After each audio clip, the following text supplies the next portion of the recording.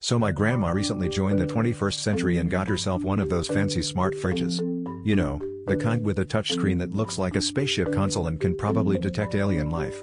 Excited to show it off, she invited me and a few cousins over for dinner.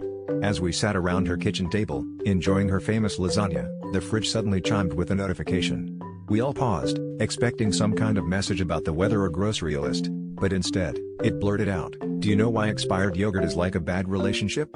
Because it starts off sweet but ends with a sour note." We laughed it off, thinking it was just a glitch. But as the evening went on, the fridge kept interrupting with more unsolicited culinary wisdom. Why did the milk refuse to hang out with the yogurt? It asked in a slightly robotic tone.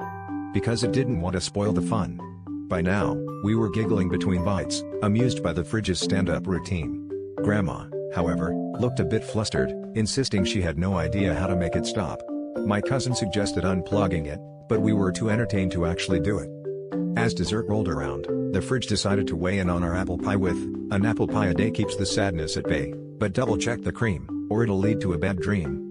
At this point, it was clear that the fridge wasn't just malfunctioning, it was on a roll, delivering punchlines with impeccable timing. Grandma, now resigned to her fridge's new personality, shook her head and muttered something about technology and how back in her day, the only thing a fridge did was keep food cold and make ice. The evening wrapped up with everyone in good spirits, and as we prepared to leave, the fridge gave us one last gem. "Remember," it announced, "life's too short for bad yogurt and boring fridges." As we walked out the door, I couldn't help but think that Grandma's new appliance was more entertaining than half the comedians on TV. And who knew? Maybe we should all try living life a little more like yogurt, smooth, cultured, and occasionally, just a bit off.